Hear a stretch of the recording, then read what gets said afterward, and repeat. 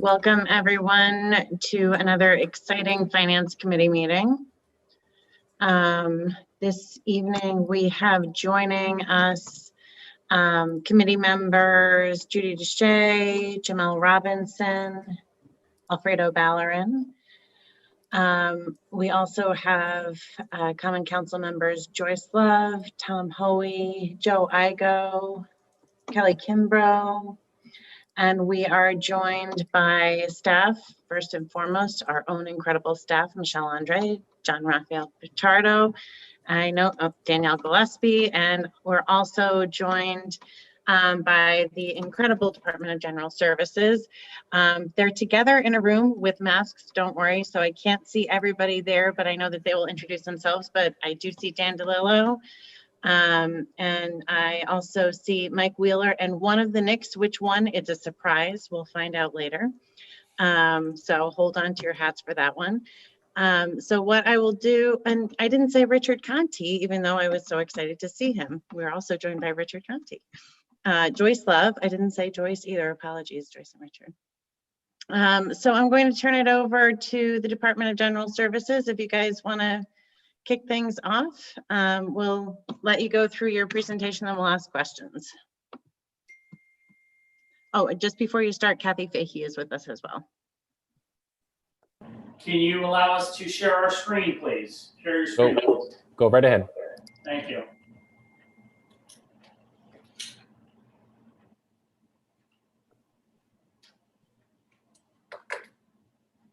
Okay, I hope everybody can see this. This is our 2021 budget presentation. Basically, we nicknamed this a mulligan budget because of COVID. We were not able to get a lot of things accomplished last year, so this budget is almost a carbon copy of last year's proposal with very, very small changes. I'll turn it over to Frank Zioli, who is the technical expert in this room at this point, because I don't know what I'm doing. Okay, so I'm just going to go through these slides pretty quick. It's pretty, I know you received these ahead of time, so you know, at the end we'll go for questions and all, but just talk a little bit about our goals for the year. Now that we have control of the parks, we've created a maintenance plan. Our goal for 2021 is to continue to implement that plan while evaluating it for efficiency and savings. Again, everything, as Commissioner said, COVID put us behind, but we're going to get there. In 2020, we put a pavement preservation plan together that utilizes some new technology that will enable the department to get the most amount of time out of the street before having to reconstruct. And then because of COVID, we couldn't execute it. So in 2021, we're going to be able to continue with those plans. We're going to continue to implement our future solid waste plans for the landfill and moving forward. And we're going to implement and enhance public engagement outreach. We had quite a few things planned with recycling and just all of the services that DGS offers, but that had to be put on hold because of COVID. So those are some of the things to look forward to in 2021. So let's get into I guess the meat of it. Our proposed budget for 2021, $26,627,938. That is a delta of about $621,379 more than what we had last year. So what are we doing with it? For the most part, and this is some of the increases that include, but again, they're not limited to. We've increased our private tree contractor line by $125,000. We've increased some other lines for supplies and materials for some of those programs we just talked about. And some of the things that we want to do, some of the contracts, some of the lines for materials had to be increased to about $52,000. The personnel, we've got. We inherited the Department of Parks. Yeah, we took on the Department of Parks, and I can let Joe talk a little bit more about that. But what we did, the temp help, we added $304,000 to our temp help and 3 new full-time positions. And I'm going to let Joe talk a little bit about the new positions and how that goes through. Yeah, the new positions that we're looking for are primarily to help solve department-wide problem that we have. Sanitation is one of our big issues. Everybody hear me? Yes. Okay. Sanitation is one of our largest operational issues that we have. It's a drain on our department in terms of personnel. We have 13 routes a day. Each one of the routes needs to be staffed by 3 employees. That gives me 39 people. I'm authorized 41. On a day, as of today, I have 31 people actually here working for sanitation. So day to day, we have to pull from other crews, street sweeping crews, concrete crew, parks crew, etc. That just drains our ability to complete our other missions. So by increasing our line, we're adding 3 new drivers, and what was the Sanitation, equipment operator. Right, it's SEOs, right. 3 new SEOs, and we're gonna augment with seasonal help, try to get us up to 39 people every single day. That is the single largest change for personnel that we have. Okay, so again, as Joe said, sanitation equipment operators, we've added 3 of those. And there are 2 title changes, but they're no, budget neutral. Supervisor, we changed 1 supervisor position to a foreman position and 1 assistant commissioner position to a deputy commissioner position. Those were just title changes. They were not, there's no monetary increase on that.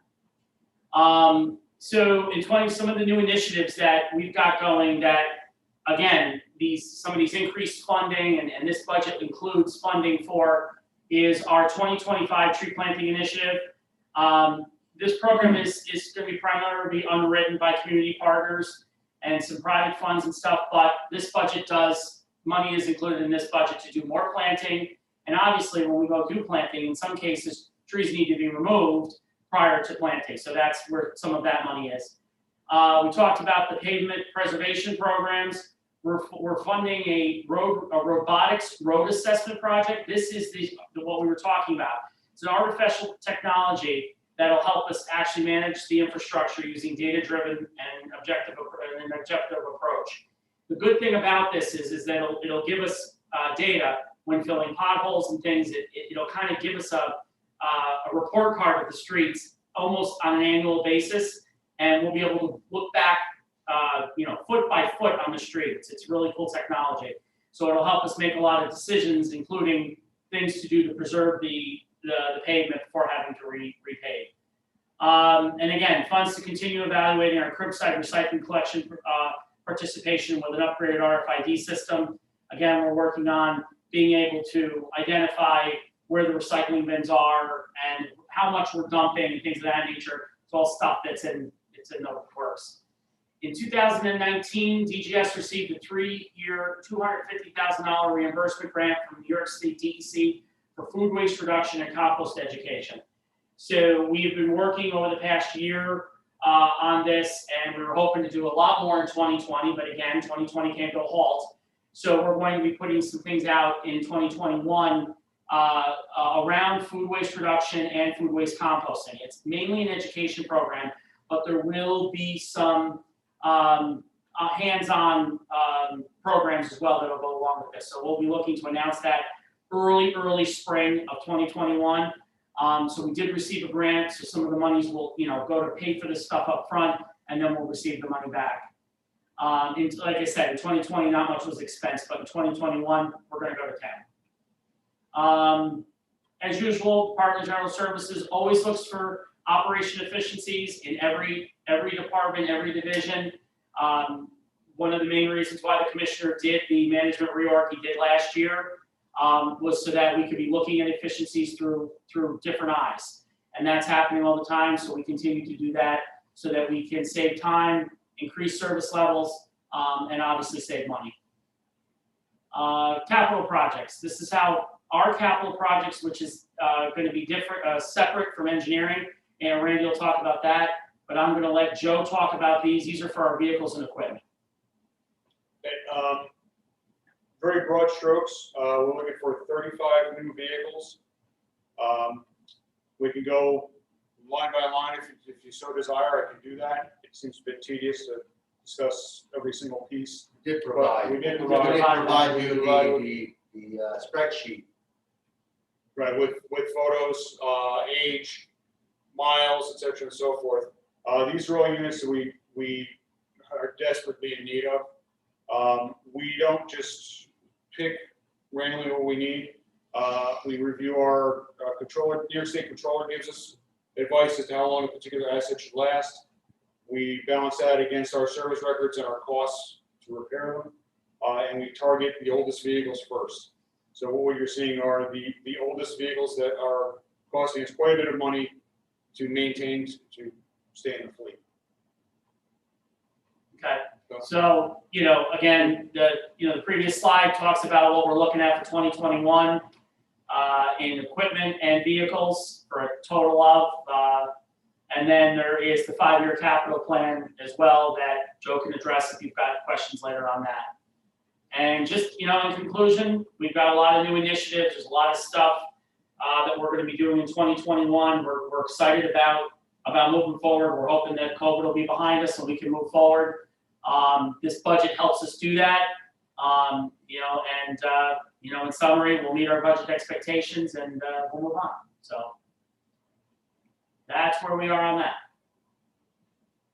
Do you want to go right into Randy's budget, or do we want to just stop here and then have Randy do it later? Why don't we ask questions on this and then we can go into Randy's. Randy's operating budget is included in all of our numbers, obviously. So Randy has more to talk about his capital along with Joe's capital. Right.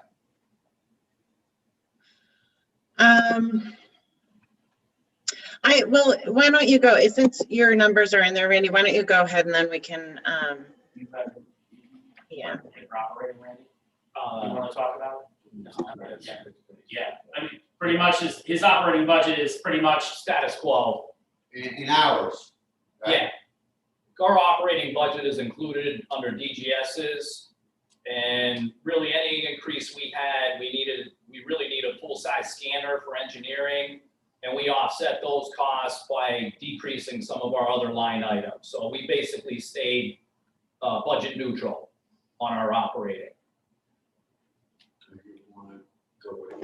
Yeah. If you want, I can go through our capital plan. Yeah, go ahead through the capital and then we can ask, then we'll ask. Okay. Okay. All right. Our capital plan, we really have 5 bond ordinances, authorization requests, and 3 of those basically are for our street reconstructions. And those projects, those 3 total about $6.4 million. That includes the ADA compliance, the sidewalks, and the street resurfacing, all those reconstruction projects that we have. So those funds total about $6.4 million.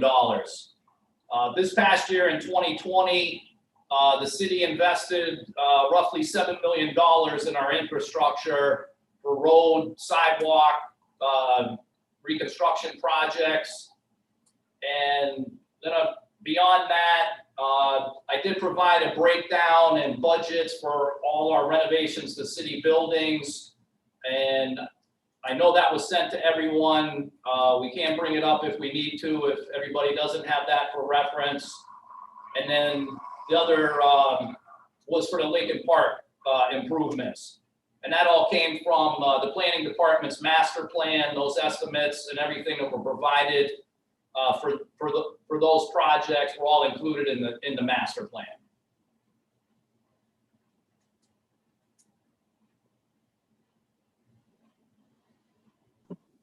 Okay, great. Let's, do committee members have any questions? And Judy, and actually, Richard, I know that you have to go. Do you want to ask any questions? No, okay, go ahead, Judy.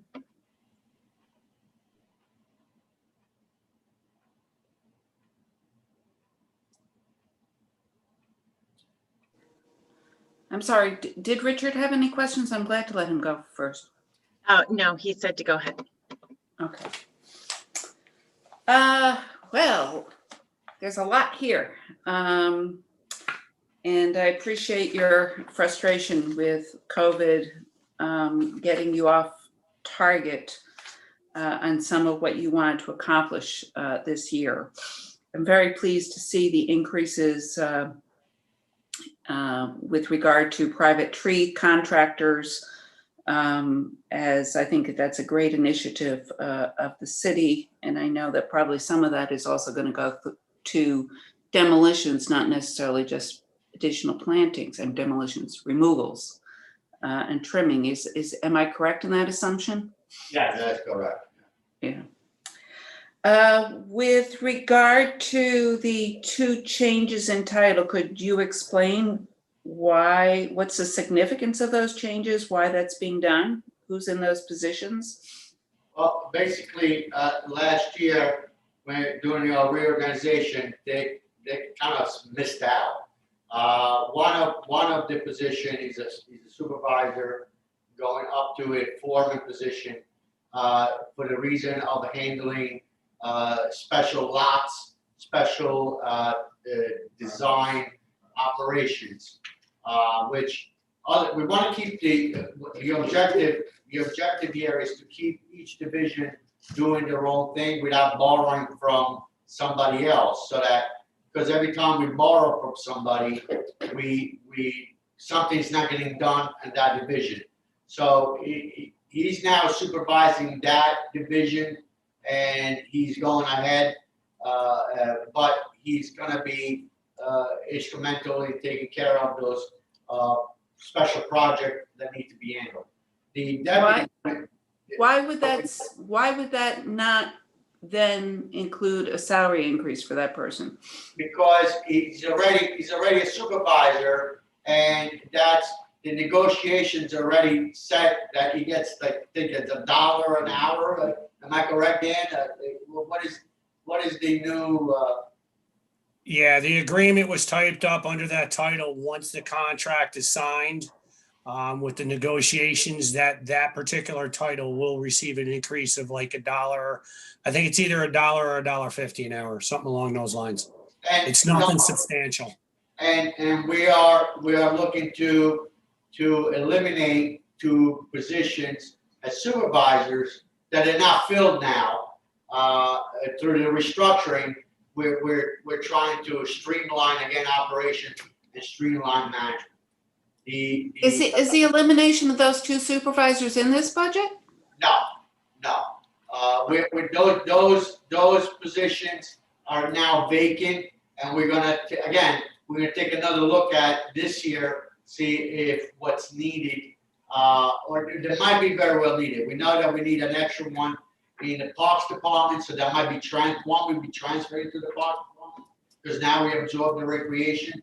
The other one, we don't know. COVID stopped us from analyzing and doing an in-depth research on why we need those positions. But right now, they're not being filled, so we have some extra pool money there. That's why the offsets and balance. The other one is a deputy commissioner position, which the assistant commissioner is technically a deputy commissioner. There's really no role for the assistant commissioner.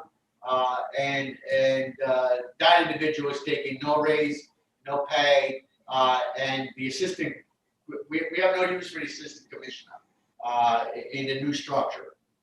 Maybe in the old structure it was better, but we now have 3 separate deputies with 3 specific hierarchies, with 3 specific things to handle. And it's working out well this year, and we want to continue that. The assistant commissioner, it becomes it's obsolete at this point in our reorganizational structure. So who's in that position that you're saying lost out last year? Dan Futilla. I'm sorry, who? Dan Futilla is the supervisor. So he's becoming a deputy commissioner? He's becoming a foreman for the division. And the deputy commissioner is Frank Zioli. But Frank Zioli's position changed last year, correct? No, it did not. went to assistant It was, commissioner. went to assistant commissioner, and it was, at that point, it was supposed to be deputy, and now it's deputy. This is just a title change to fix what wasn't done last year.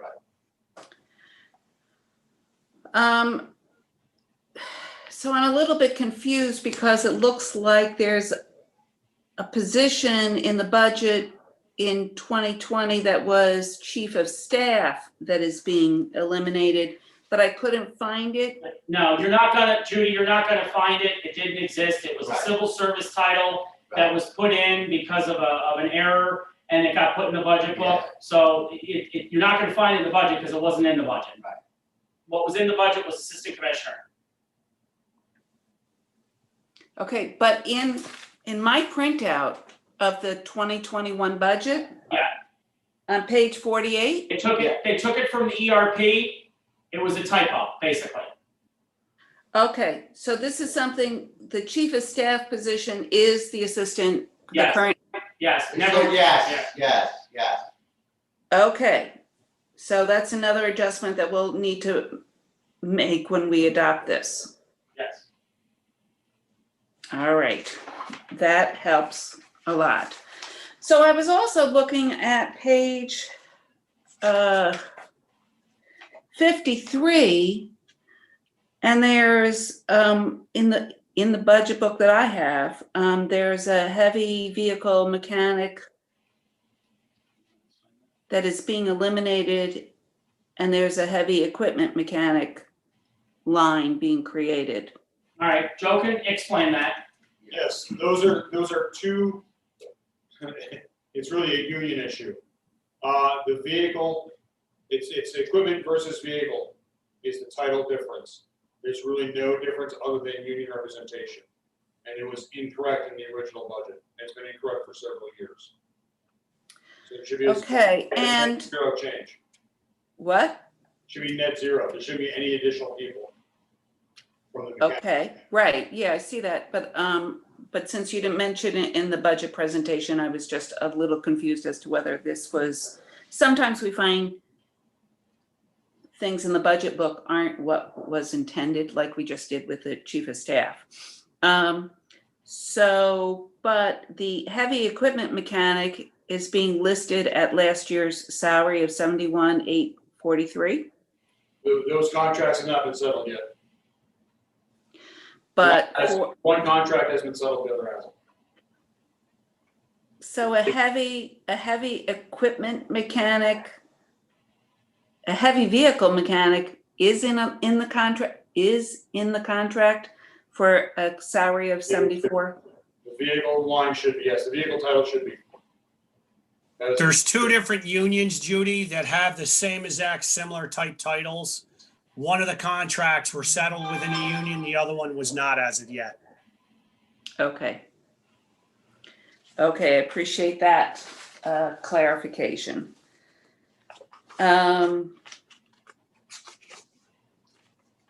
Just going through and seeing if I had any other, Randy, with regard to buildings bonding. Yes. I'm sorry, I'm trying to find the sheet. Whatever you listed, I think you listed something over 300,000 when you totaled things up. Excuse me, not 300,000. About 3.5 million. 3.5 million, but I noticed in the budget book, there's 2.85 million. That's correct. We have approximately about $600,000 in existing account balance that we're gonna utilize. So 3.5 minus 6, we're about 2.9. So 2.85, we're comfortable with that we can get these projects completed with that budget. All right. I want to note that just for future reference, that I really like the idea of, unlike my having issues with the creating reserve funds for projects that are intended to be done that year and funded that year, I would really like to see a buildings reserve fund established. that would be, that would be specifically for improvements and repairs to city buildings, city-owned buildings. And I think I mentioned this last year. Is Nick Riley in on this call? He's not. Okay. So the goal would be that you would have money there so that you don't need to borrow so tightly, or maybe project your borrowing so tightly, or overrun your borrowing,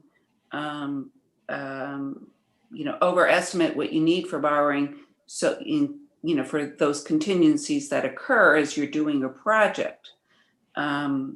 So that is just something that while we have established these reserve funds, or it's projected we're going to establish these reserve funds for some of these other types of cash outlays, that is something I would really like to see. And I think that we should have some further discussions about that. There may be an opportunity in the coming year, if we get some federal funding, for us to utilize some of those funds in that way. But I think that's it for now, guys. I do appreciate all the information with regard to the repair costs and the age and the service life of all the vehicles, and that level of detail and the replacement costs being provided to us. And with that, I'll turn it over to somebody else with questions, and I might have a couple more as I'm listening. Tom, I see your hand. Are there any other committee members that have questions? Go ahead, Alfredo. Hi, how are you? I had two quick questions. One, do we know if it's a possibility if there's going to be an extension of the life of our landfill? I know right now it's expected to close in 2026. But with all that's happened and everything that has changed, do we see that being a possibility as a potential of a longer life in our landfill? That's my first question. Not at current input rates. If we decrease the amount of waste going in, we could extend our timeline.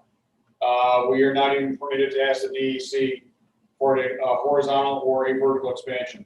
If I even broach the subject, I'm liable for an NOV, notice of violation. So the only real way to increase the timeline, stretch out our timeline, is to decrease the amount of waste that goes in.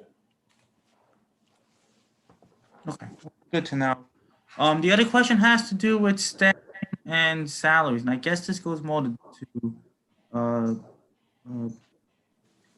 Director Wheeler. I know that the mayor stated that no employee will be making less than $15.54 an hour, but it seems like we have 16 laborers and 6 custodial workers that are making less than that. The simple math, I did my simple math of 40 times 1554 times 52 weeks, and that brought me up to a number higher than what's on the budget. Those are union positions and need to be negotiated. So we are looking forward to even if it's just doing an MOA to bring those salaries up. We are looking at that, but that has to go through the negotiation process. Should we not budget for it if we're going to do an MOA? We traditionally don't budget for salary changes that haven't occurred within the budget, or agreements that haven't been made. But doesn't mean we stop negotiating and then we'll get those funds to them as that negotiation is agreed upon. Okay, and I'm hoping by negotiation we're just asking them for the clearance to allow us to raise these individuals' salaries up.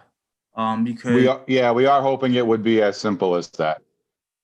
Because these are 22 individuals that are we are well aware of that. Okay, well, I appreciate that. We appreciate your support.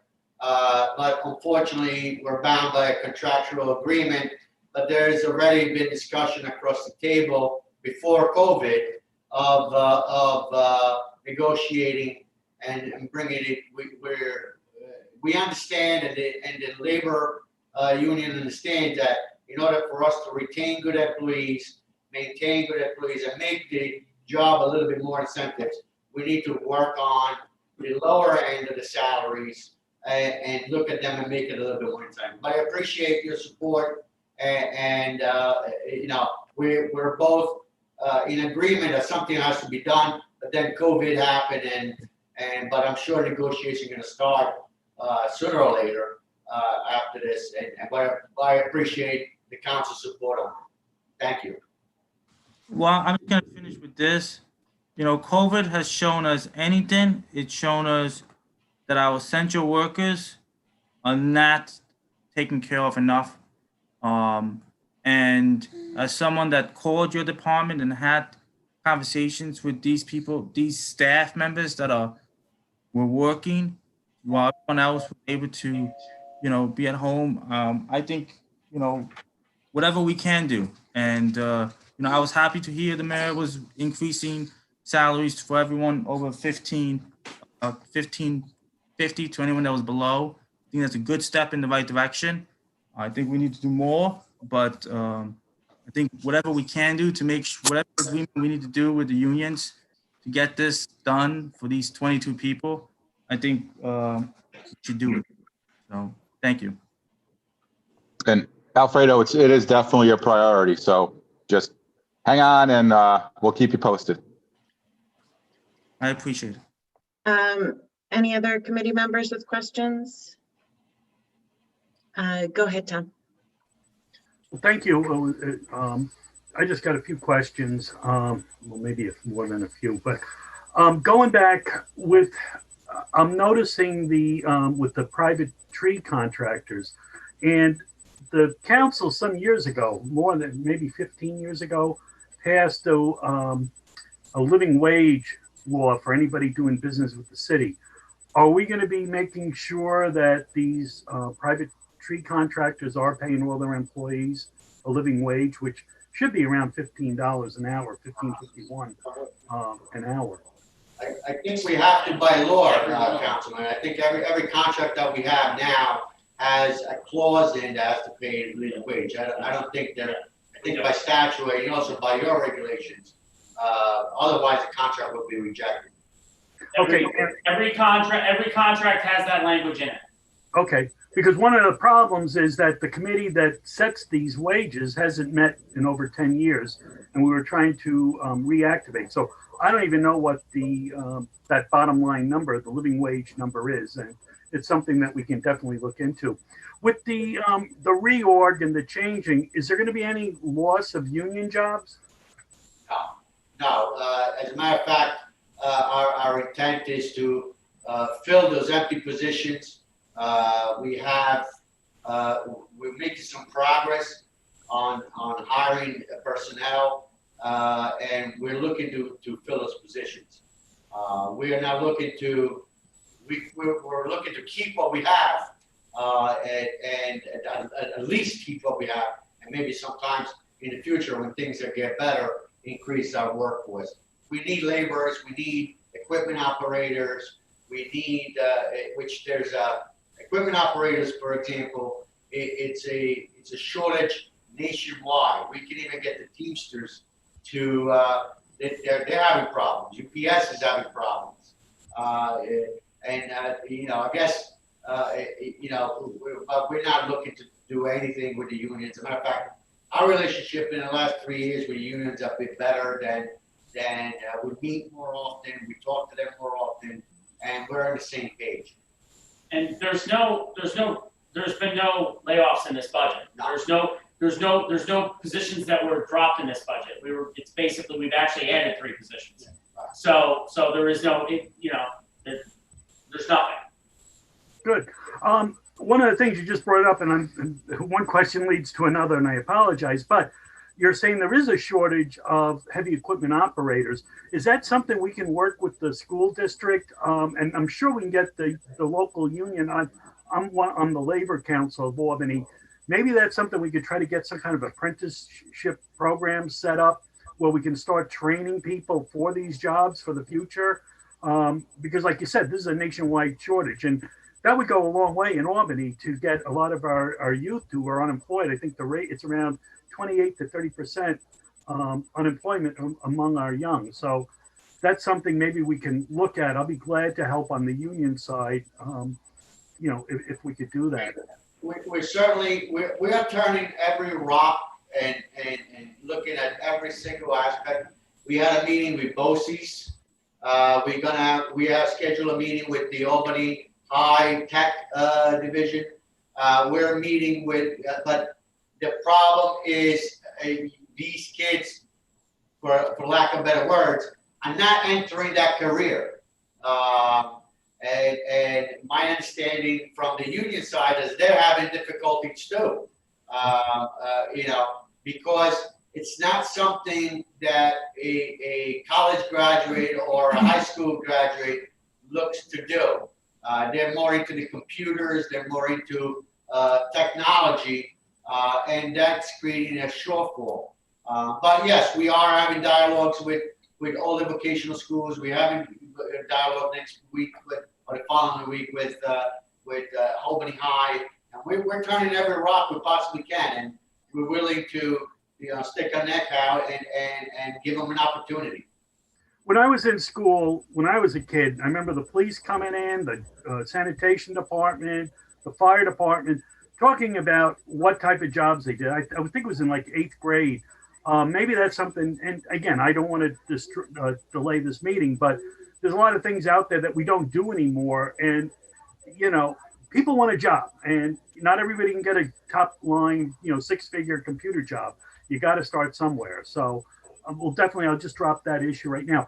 I got a question on the 5-year capital plan. I see 2 landfill closure lines. One has 445,000, and then for year 2023, and then the line underneath it is 3 million. What's the difference between those 2 lines? The 400,000 line is for engineering services to do the design and bidding. The 3 million number covers not the entire, I would say about 30% of the landfill cost. It's going to be $8.5 million to cap it. So $400,000 number gets us started. Okay. When I was looking at the 5-year capital plan, back in 2008, during the Great Recession, we had an election, and after the election, there was massive amounts of money pumped into local economies for shovel-ready jobs. Have you guys been thinking about, if this election goes the way I'm hoping it goes, that if we get this, like the Patriots Act or another act where there's like trillions of dollars spent all over the country, that we're ready to go? Maybe we know we got problems all over the city. We got, roads that need to be repaired. Places don't have sidewalks. Is that something that, we could get shovel ready to go, or? We would always have shovel-ready projects ready to go. We actually took, our department got close to 500,000 of a $1.1 million, our $1.1 million block grant, stimulus block grant from the Department of Energy. Okay, at that time you're talking about, and we had a project in our back pocket to be able to get that money. Okay, so we always have projects. We always know. Trust me, we could, on a drop of a dime, we could do it. Right. So always just show us the money. Show us the Show money. you the money. And then my final thing, and I might get crucified for this one. Somebody had mentioned it to me, and I'm not going to say names, about recycling. And I just read 2 really interesting articles. I think one was in the Times, if I remember, but I got the articles bookmarked and I can get them. And this article claims that the whole theory of recycling is, what's the term I want to use? it was made up by the oil industry saying, oh, we can recycle these, plastic bottles and we can do this and that with plastics, because that's what plastics are made from oil. And what's happening, actually, we all feel good. You don't know how good I feel when I separate my recyclables and put them in my bin and they go off. But where are they ending up? And that's the thing, China no longer is taking it. And, what I'm reading is that it goes to third world countries and it ends up in landfills there. And it's just the transportation of these plastics and, the tons and tons that we're actually polluting more, thinking that we're polluting less. And, it's something, it's near and dear to me to recycle and try not to pollute. Unfortunately, I think the best way to do that is get away from plastic, but we're all addicted to plastic. And I was just wondering, have any of you heard about that, or, is this just, The last meeting we had where our waste management, which is not waste management, Sierra Fiber. Sierra Fiber, they're saying that their indication is that there's markets ready to be built in the United States right now, because as the technology changed from that time where you saw these articles in the 70s, where they were flooded with so much plastic, so much material, and had nothing to do with it. Today, they're saying that the technology is there to transform these things. The problem is exactly what you said, is that it was cheaper for them to ship it out of the country than to produce and manufacture here. But according to Sierra Fiber, in the next 3 to 4 years, we're going to see a whole new recycling industry that has evolved, that they basically tell us, when we were in the meeting, that we won't even be recognizing the recycling industry in 10 years because of the technology advances. So again, right now they're telling us that there's at least 5 plants being built nationwide, and one of the biggest ones is Budweiser. Budweiser has a huge recycling plant, and they're looking to mimic that. So again, as the technology evolves and we find new materials, new things to do, I think there's going to be a market for it. Thank you so much. I appreciate it.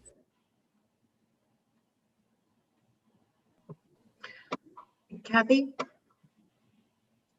Thank you, Jenny. Thanks, Commissioner and folks. Let's see, I also read that article, Tom, and I do have a lot of concerns as well. And I agree that getting rid of plastic is the way to go. I wanted to ask about, wanted to mention about, if it wasn't 10 years ago, but it was several years ago when we looked at salaries for workers. And actually at the time when you figured in benefits and everything, we determined that just about every worker was being paid a living wage in the city of Albany. But one of the questions was temporary workers. And I wanted to know if temporary workers will be, the pay for temporary workers will be living wage. Is Mike there? Minimum Yeah, wage. we have set aside some money in mostly in rec at this point, and a little bit in DGS. We're going to evaluate how we're going to implement that. It's not as straightforward as we would like, because there could be situations where we have seasonal teenagers making more per hour than our actual blue collar laborers and workers. So that's something we're going to take a little deeper dive into and really see how we can do that fairly. But so that piece of it still does need some finessing and some fine tuning. But the intention is to get as many people as possible up to that wage that's fair to the entire workforce. Okay, thanks, Mike. The other thing, as far as buildings, I noticed there was really nothing with regards to the Norman Skill Farm. And I was down there the other day and noticing that there's a lot of rotted wood and missing panes of glass and that type of thing. So can somebody give me an update on conditions at the Norman Skill Farm and if they will be addressed this coming year? Okay, Randy? Kathy, I know we've gone in great detail with back and forth with APD on some projects that they had wanted to basically advance over there. And my understanding, we did a bunch of estimates, cost estimates. One of the big things over there was the horse barn. And there were some pretty big ticket numbers. And I was under the impression, I know a lot's changed this year, a lot of things have been delayed, but I think some of those projects have kind of been pushed off, possibly for the following year. I see, but there is just some light maintenance that could be done over there that probably isn't, terribly expensive, but that type of maintenance is so important so that there's not further, more serious problems. We So- can definitely look into some of those issues. I mean, there is some funds that are available for the Norman Skill Farm. And, we do have some operating money. It's pretty limited, but, between the DGS, the in-house group here, and what we can do if there's small scale projects, by all means. If you have something specific that you'd like to send over, something that, we're definitely willing to help out and do what we can with the funding we have available. Okay, thanks. I do have a few photos I could send over. I didn't get to see a lot of it, but I do have a few photos just to show you. If somebody could take care of those Yeah, we'd be things. happy to address what we could. And, Yeah. yeah, we gotta work with the commissioner on that. The other thing I wanted to mention is, and I think I've talked to you about it before, is the brickwork along Park Avenue in Lincoln Park. We're going to have so much money going into the Beaver Creek Clean River project, and also now we've got that new amphitheater project in Upper Lincoln Park. But that whole section of Park Avenue there, it's that old-fashioned brickwork, yet it's, as you know, the bricks come up and it's replaced with macadam. There's sidewalks are just a mess. So I wanted to make sure that got on your radar. And that last block of Dove is in pretty bad shape as well. And, it's exciting what's going to happen over and through there.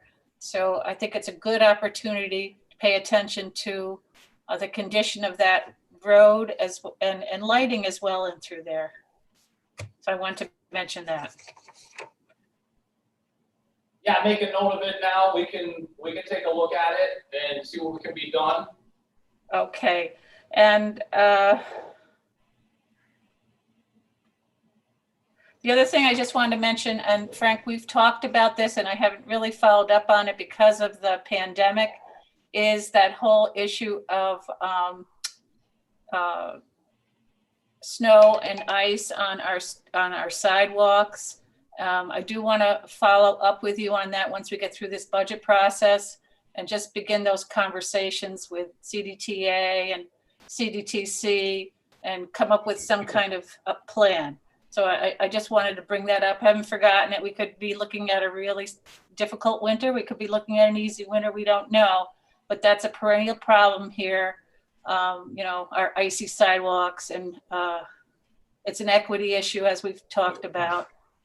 Tell you what, once you get into the budget process when you're ready, give me a call, send me an email, and we'll schedule a meeting. Come on down and we can map something out.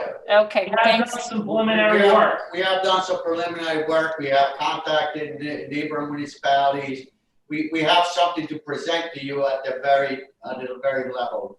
But then COVID happened and everything went on a hold. But we still have that on a shelf, so All right. we're glad to share that information with you. Okay, sounds great. Thank you. Judy, I see your hand. Joe, did you have a question? Yeah, a few, but the committee member wants to go first. Go ahead. I'll leave that. Okay. Judy, do you mind if other people go first before your second round, or do you want to ask some more questions now? I'm fine with people going before my second round. Maybe they'll ask my question. Frank Cioli, in the early presentation, you said you were going to implement some technology where I believe you can track where your recycle bins are. Yes. Can you track when they've been missed, being emptied? Yeah, what it is, it's more of like a set out analysis, okay, of, where the bins, as we empty the bin, the truck would actually have a reader on it that would register that we emptied that bin, so we would know who it was. It's not like a GPS in real time where if your bin ends up down the road a mile, we're gonna be able to look at a list and say, oh, it's down the road. But you presently don't know what routes might have been missed? Because I had some people call me in the Pine Hills that last week's recycle bins weren't picked up and some were a couple days late this week. And I explained, well, we had a storm, which maybe set us back a little bit. I know we're down, as you said, 10 people or whatever, and you're taking from here to there. So I am presuming that is why some of this is going on. The street cleaners have been a couple weeks behind. They're even working on a Saturday I saw, which I've never seen before. But is it fair for me to say that some of this misses is because of the labor shortages? I'd say very much so. Very much so. Okay. Very much so is when we steal for Peter to pay Paul, we don't always have the employees that know every single nuance of every route. I just don't want to misspeak and have someone say that's not true after I'm telling No, people. we're definitely short people. Okay. And, everything that happened with COVID last year made the shortage. It sounds like COVID's coming back strong, and sounds like people still aren't going to want to be going back to work when they're getting some of these bonuses from the government, whatever. So I think we're still going to be faced with that. One other question I had in the revenues in the budget was, last year you had board ups revenue for $8,000. This year there's none at all. Why would that be? Is somebody else doing it? Codes or? Yeah, I think I'll tell you why. That it's not that the revenues, that we don't have any revenues. It ends up going into the DGS funds account, DGS fees account. It wasn't being, there was a separate revenue line, but it wasn't being put into that revenue line. Okay, so it's all in that one line now. That's why. Am I right, Mike? Yes, that should be correct. I can check quick and just verify that, but that would be why we would eliminate it, because Treasury is basically putting into the one revenue line, but I can verify that for you, Joe. Okay. Yeah, it was basically because it's a DGS fee. It comes in through the same computer system as other DGS fees. I didn't know if it was being transferred to, say, codes or somebody else. That's my biggest. No, it's all us, but it's just like I said, to have all these separate accounts, it becomes a bookkeeping nightmare to say, well, this bill came in, it's all billed out in the same system, it should all come in, and that was the reason why that was done. Okay. Now, everybody's concern mine is the street repairs coming up next year. I don't know if what you had on the list last year was completed and that push anything else back, because I know I was told, wait a year, we're going to do some more in your ward. We see where you need it and whatever. And I don't want to go out there telling people, it was promised this and that, and maybe it might not happen. So when will the list come out? Earlier than it has been? Last year never has been, but it's never before the budget is passed. And Yeah, I mean, it's a challenge for us, and talking to the mayor's office in years past, we'll use last year as an example. That list didn't get published until January. Yeah. Right now, we're evaluating candidates, we're evaluating streets. We hope to have a 3-year list of candidates revised and get that list updated by the end of next week. we've actually already submitted our draft, very preliminary list to the Water Department, Department of General Services, and National Grid, which is one of the Water Department, and especially National Grid, for coordination on this. A lot of times we have conflicts with them. So we don't want to put a list out that's preliminary and half of it's going to change. So I would think in the next couple of weeks, we're going to be having those coordination meetings, and we hope to have that list finalized much sooner this year. Our hopes is at this point by the end of November. Okay. I mean, National Grid's a joke, okay? I mean, I've been told certain streets were going to be paved, but we aren't going to do it until National Grid gets their work done. And here it's, 2-3 years later, say on Crumco Road, Sergio, you mentioned, they just, and we do have a law, if they dig it up, okay, they have to repair it. They never repair it in kind, but they're kind of a joke with the dealing we have with them, I believe, so. Yeah, so we're struggling with them, and we're trying to get them to complete work in advance of us coming in, so we can alleviate this issue for down the road, that we don't have so many conflicts. Right, but if they keep pushing it down the road, getting theirs done, then our streets are more, then we're getting all the complaints, I'm not telling you anything new, but, so if we don't like the street repairs that we're getting, I think you're gonna see some non-votes on the bonding issues for them, so just a heads up. Thank you. Thank you. Thank you. Go ahead, Judy. Thank you. So I think this is a Ginny question. What is a multi-hog with attachments? You know what that is. Oh, sorry. I can answer that. It's $200,000. We can answer I that. can answer that question for you. It's an All right. articulated tractor, high speed. We can deploy it quickly throughout the city to tackle sidewalks. It moves about 30 miles an hour. So we're going to try these models out long term, see if they'll work for us on our sidewalks primarily. Right now, what we're doing is loading a lawnmower that's been converted to a snow blower onto a trailer, mobilizing that to a bridge to a sidewalk area, taking up a lot of time, not very effective. The multi-hog is basically a Swiss Army knife of attachments. So we can use it primarily why I want to use it. It comes with a V-plow attachment to do the sidewalks, but it can also mow. It's a Swiss Army knife for construction purposes. It's very small, very fast. So you say you wanted to do sidewalks, you mean for snow removal? Snow removal, yes. Okay. Snow removal. It's a multi-use piece of equipment. It's not going to sit in the yard after the snow. I mean, after we take the plow out, we can use it in the parks, and we can use it on the hills, and Right. multi-purpose use. So last year or the year before, some kind of vehicle was used to remove snow from sidewalks from some people who had not shoveled their sidewalks. And it left tread marks in the grass on either side.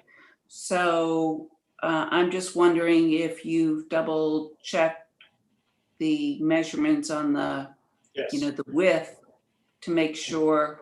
So this will prevent that from happening for sure? Back to fit on a sidewalk. We check the width and the height, and it meets satisfactory our needs. Okay, thank you.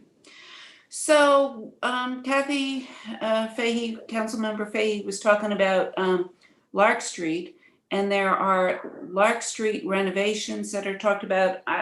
I am realizing I'm not sure I saw that any place in the budget I book. was talking about Park Avenue, Jude. Oh. You were talking about Park. Okay. So, but Lark Street, I'm sorry. So, Lark Street, is there money in the budget for the changes that are anticipated to that? Yes, Judy, that was from last year's budget. Lark Street is a federal aid project. the bulk of that funding is coming from federal aid. And that is slated for design in the federal fiscal year 2021 and construction the following season. So are you saying we authorize the funding for that last in the 2020 budget? That is correct. Okay, thank you. Because yes, we have to proceed with design this fall, and we would not be able to do that with the funding not being available. So I do want to mention with regard to Normanskill Farm, we do have Normanskill Farm improvements, a bond that was passed in 2016, and we have the full $150,000 still in the bond account. Now I note that we're not supposed to borrow for mere maintenance issues, but I'm thinking that as you take a look at things out there, that maybe some of that funding could be used for, the funding in the bonding can be used for some of the improvements that are needed. Yes, we will evaluate that. And as I had mentioned, we have other operating funds. So if it's strictly maintenance and there's some low cost improvements that we can do, we do have those funds available. Okay, good. Thank you. Are there any other questions? I actually have a couple. Usually all of my questions are asked by everyone else by the end. But I'm curious, how many vacancies exactly do you have? Dan, you want to answer that? Right now we have roughly 23 posted that we're interviewing for and or waiting for applications. And I believe there's 8 other ones still outstanding that are temporarily on hold. Okay, so in a much better position than you guys were at one point. Yeah, the problem is we're having we were having a lot of problems with lateral transfers. One employee taking a promotion and it was just keeping positions open. We're starting to get out of that right now, where they've taken those positions and we're hiring a lot more from the outside now. That's really good to hear. And I definitely appreciate everybody coming together I know that this summer was tough to keep up with everything. And by the end of the summer, you guys were really coming through. So please pass appreciation on to everybody that did that, because I know that especially during the pandemic, it was just deeply appreciated. Those are some of the most important jobs out there. Thank you for your support and kind words. We're the unsung hero. I mean, I always say, if you're not getting robbed, you don't need a cop. If your house is on fire, you need a fireman. Or every day we have to pick up the garbage, we have to pick up the lots, and people don't see us. It's just routinely done. And during the pandemic, was extremely hard for us to deal with, because not only we didn't have it, people didn't understand that because we didn't have layoffs, we were still short a certain amount of openings, and plus we didn't hire the seasonal until very late June, the early July. So those bodies made an impact. So I appreciate your support. I appreciate everyone in the council understanding the difficulties and the tasks that we have to go through, and certainly it translated down to the troops down into the trenches, that they appreciate understanding that things, we weren't happy with the services that we were providing, but that's the card that we were dealt with, and we had to go around, and I thank you. Hopefully COVID will be something in the future that we don't deal with, and we look moving forward. Thank you. Absolutely. And I also wanted to ask about, and this is kind of my continual question about that I think I ask every year, aside from what all the different cars and trucks are. But we've also talked about doing like a review of buildings and starting to work that in. just because otherwise, as you know, you're in a more of a putting a Band-Aid on things, or it's an emergency instead of continual maintenance. And I think that that would, if we were able to get to that spot ever, which I know is a lot of work and out of the purview to do all of it right now, but if we could even take steps towards something like that, then having a capital plan focused on the buildings would make a lot of sense, because then we'd be able to start to do like a yearly maintenance, more maintenance projects, instead of, the roof is leaking like crazy and has been for years. Has there anything, we've talked about it, and every year it's like, that's a good idea, we'll start moving towards that, but I'm not sure exactly where that is right now. We have started that as in past years. We've actually, as you can see in the budget, there's implementation of our restroom assessments. That's, not geared towards mechanical, it's things like that, but a lot of these other projects that we do have identified for 21 have been a result of those investigations, looking at maintenance records, and a lot of the improvements that we did this year with mechanical improvements, as you can see, what's in our budget, again, that has been based on those investigations. We also have been working with our GIS system for our data-driven, decisions that we're making on helps with our roads as well as our buildings.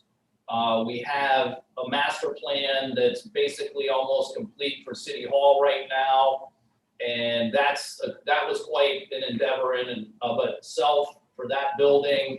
But I agree, Jenny. I mean, we have done some, we've made some advances, but I think we need to do a little more and try and be a little more proactive. This year is just, I'm not going to blame it on it. It's been a challenge for us to really even get our projects completed this year. But no, I agree with Well, you this wholeheartedly. year is, I say to everyone that we're constantly in a place of picking the least worst decision, because there's no good choices out there. So it's just the least worst choice every time. So I completely understand, and I'm glad to hear that we're moving in that direction. And of course, if there's anything on the council that we can do to support that, I know I would love to do that, because I think that would, in the long term, save us a lot of money. And it would make our buildings look a lot better too. One of the things that we're doing is talk to each other a lot more. For example, we now have a restroom facility for all the parks that engineering completed. And as we talk to the recreation department and they're looking to improve a park, we factor in those extra things. So there's a lot more communication between engineering, recreation, and DGS. So when a project is done, we're done. We walk out of the project as being satisfied that everything is met. So as we take over, as we go through the parks, and I know next year we're looking at Richfield Park. We already talked about, we need to have a handicap assessment to the bathrooms. What is the physical. Those bathrooms are bad. Yeah. And before we invest a dime, or recreation invests a dime, we all sit down and talk and say, okay, this is what we can do, this is what you can do. Engineering puts their plan into place, and then everybody gets their roadmap. So it's a little bit more efficient, and as we go through each park, as we take over, you'll start seeing a major improvement. And one of the things I want to talk about is the 5-year, 7-year plan that Joe was able to implement even before I got here. Is we're finally seeing a light at the end of the tunnel, where our repairs are a lot less than they were before. So the system is working as he has implemented, where we were spending more money on bad trucks than actually buying better trucks. And I had a conversation with one of the unions today, and one of the compliments that I got, believe it or not, I got compliments from our labor union, said our last snowstorm was run a lot better than in the past. because at least half of the truck did not break down the block. So those are the things that we're looking to improve, which builds up morale and save us a lot of money. I mean, the implementation of this plan, Right. we're looking to save a lot of money. So I thank you for your support. Absolutely. And just a quick question, I'm thinking about it in terms of Ridgefield and actually Washington Park too, but I know Ridgefield, they have the summer camp that's there all summer, that they're the main, are you guys in touch with the different organizations that are utilizing those facilities? Like the Washington Park has a Washington Park Conservancy. I mean, that's kind of a probably an easier outreach thing, but.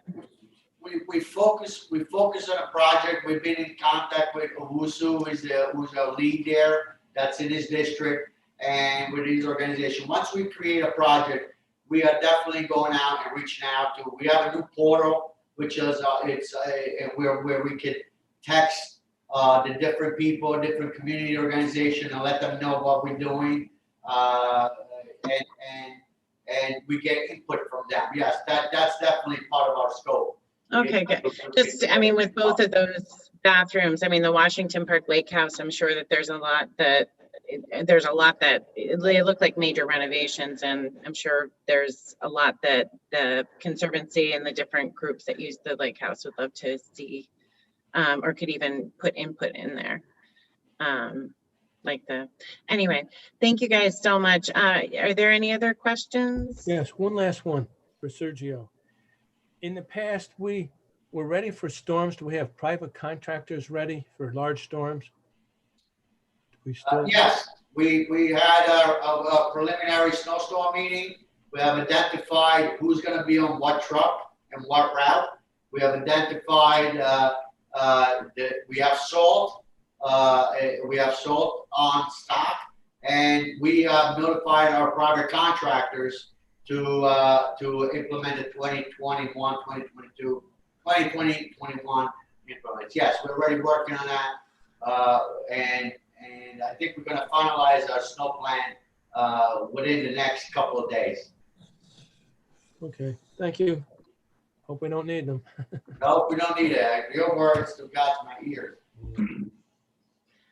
Well, thank you so much, and thank you for getting us the all of your everything ahead of time, so we're able to review it. We really appreciate that. And of course, thank you for everything that you guys do, and please pass that on to your staff too. We really appreciate everything is done. I think people have not been using the parks as much as they have. I mean, we always use the parks like crazy, but during COVID, it's been like a lifeline. So beyond the garbage, which we of course we appreciate, but everything else, it's just been, we appreciate all the work that you guys put in. So have a good night. I think we get a few days off, and then next week we'll get back together again and have some more fun. So enjoy the few days without me here, guys. Have a good night. Thank you. See you soon. Have a good night, everybody.